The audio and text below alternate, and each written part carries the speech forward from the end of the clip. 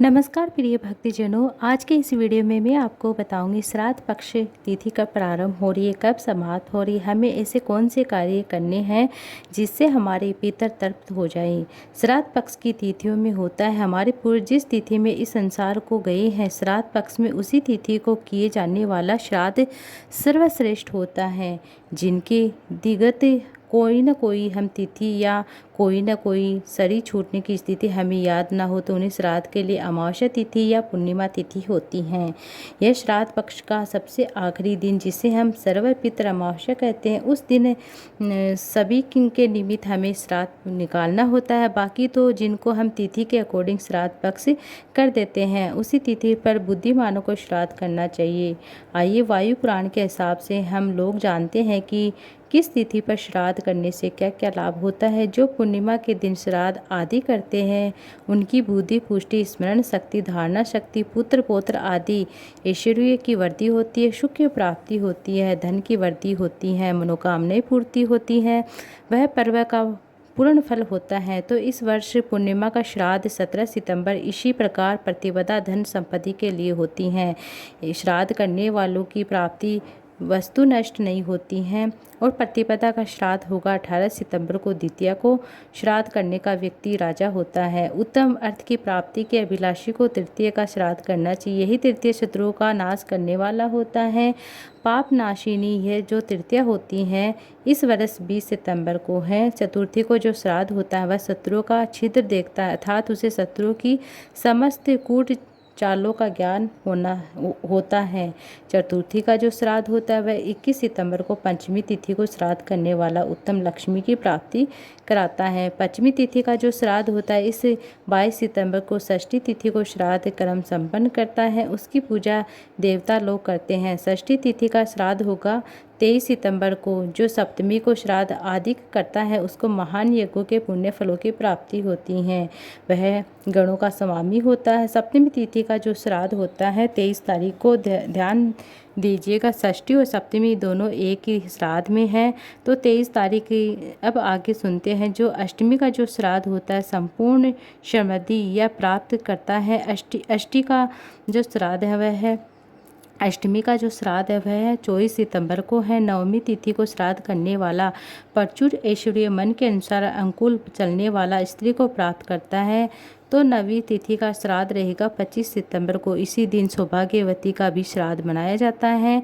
और 10वीं तिथि को श्रम करने वाला मनुष्य ब्रह्मव्रत का पालन करता है। 10वीं का श्राद्ध जो होता है वह 26 सितंबर को। एकादशी का श्राद्ध सर्वश्रेष्ठ दान समस्त वेदों का ज्ञान प्राप्त कराता है। उसे संपूर्ण पाप कर्मों का विनाश हो जाता है, उसे निरंतर ईश्वर की प्राप्ति होती है। एकादशी का श्राद्ध होगा 27 सितंबर को। और द्वादशी के श्राद्ध से राष्ट्र का कल्याण, प्रचुर अन्न की प्राप्ति कही गई है। द्वादशी का तिथि का श्राद्ध होगा 29 सितंबर को और 28 सितंबर को कुछ भी नहीं है, कोई भी श्राद्ध नहीं है। द्वादशी का श्राद्ध 29 सितंबर को।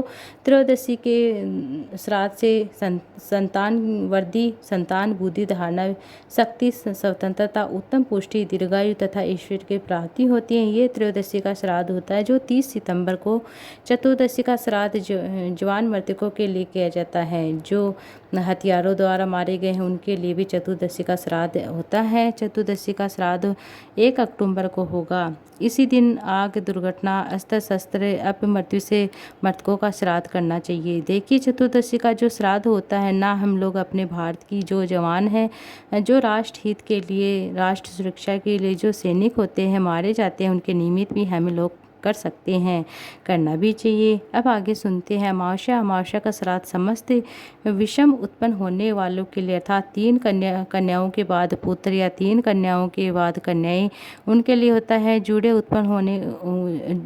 उत्पन्न होते हैं, मतलब जुड़ा बच्चे होते हैं, उनके लिए इसी दिन श्राद्ध करना चाहिए। अमावस्या के दिन जैसे हमने पहले सुना है कि सभी लोग श्राद्ध कर सकते हैं, उनको सर्वपितृ अमावस्या कहा जाता है। सर्वपितृ यानी समझ गए होंगे कि नाम से ही निमित्त है कि सर्व पितर सभी पितरों के लिए है।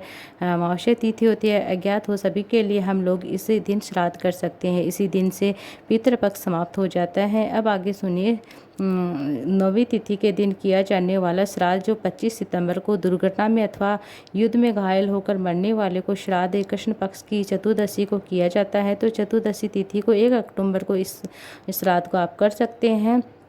वे समस्त मनोरथ को प्राप्त करने वाले होते हैं, अनंत काल तक स्वर्ग का उपभोग करते हैं। मघा नक्षत्र पितरों को अभिष्टित सर्वदा अधिक संपन्न करते हैं। ध्यान दीजिएगा, रात्रि के समक्ष श्राद्ध कर्म निश्चित सबसे उत्तम काल जो होता है, पिछले पोस्ट में मैंने दिया है कि कुछ समय होता है श्राद्ध पक्ष के लिए, जैसे कि आप मतलब 11 से लेकर 12 बजे के बीच में, सुबह से लेकर 9 बजे से लेकर 11-12 बजे के बीच में आप जो श्राद्ध के लिए निमित्त होता है वही सर्वश्रेष्ठ समय होता है। उसी में आपको मतलब श्राद्ध पक्ष करना चाहिए। श्राद्ध में शुद्ध सात्विक भोजन बनाना चाहिए, ब्राह्मणों को भोजन कराना चाहिए, ब्राह्मणों को दान दक्षिणा दी जाती हैं। इसी के साथ आपको यह कार्य करना है। अगर आपके घर में ब्राह्मण आप नहीं बुला सकते, नहीं आते, तो उन्हीं के अनुसार दान दक्षिणा भोजन दिया जाता है। भोजन बनाकर उनको टिफ़िन में बनाकर दान दक्षिणा साथ में दी जाती है। इस तरह से आप श्राद्ध अपने पितरों के निमित्त श्राद्ध कर सकते हैं। ये था आज का वीडियो। उम्मीद है आपको अच्छी लगी। वीडियो अच्छी लगी तो वीडियो को लाइक ज़्यादा से ज़्यादा शेयर जरूर से कीजिएगा।